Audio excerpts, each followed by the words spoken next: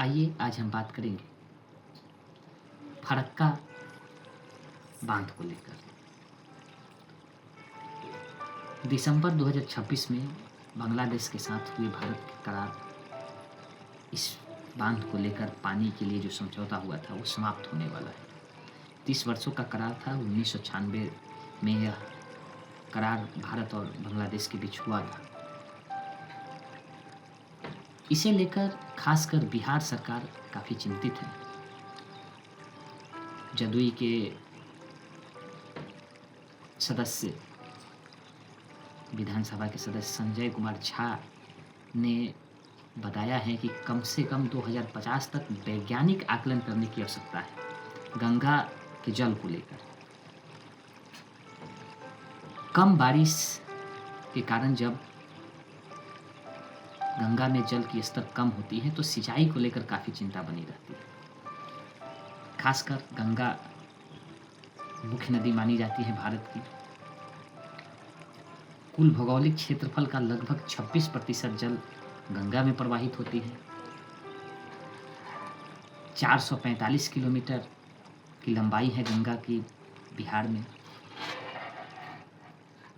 उत्तराखंड से निकलती है यह नदी, सबको मालूम होगा।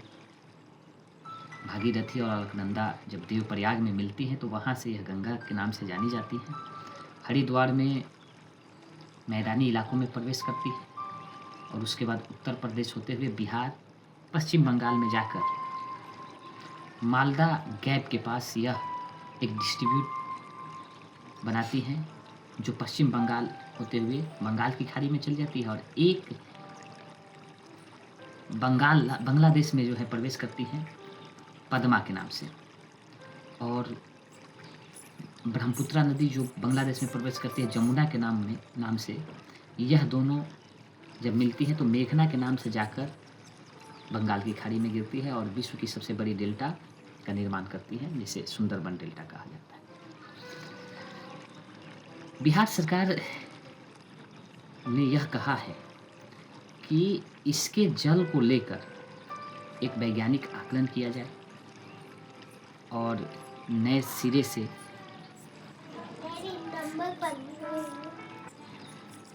से जल के बंटवारे को लेकर करार बांग्लादेश के साथ किया जाए।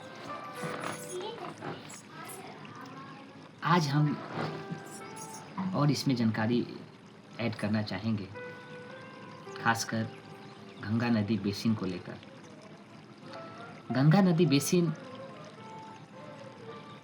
इसकी जो प्रमुख सहायक नदी है यमुना, उसकी प्रमुख सहायक नदियों में चंबल का नाम आता है। इस तरीके से दामोदर, गंडक, कोसी, सोन, इन सभी नदियों का सहयोग होता है इसमें। कुल मिलाकर इसके बेसिन को देखा जाए तो उत्तराखंड, उत्तर प्रदेश, बिहार और पश्चिम बंगाल तो मुख्य रूप से यहाँ गंगा प्रवाहित होती है। उसके अलावा हिमाचल प्रदेश, हरियाणा, दिल्ली केंद्र शासित प्रदेश हैं, राजस्थान, मध्य प्रदेश, छत्तीसगढ़, झारखंड, इन सभी राज्यों का बेसिन का निर्माण होता है, गंगा के बेसिन का निर्माण होता है इन सभी राज्यों से आने वाली नदियों से मिलकर। तो यह उत्तर भारत की काफ़ी महत्वपूर्ण नदी है,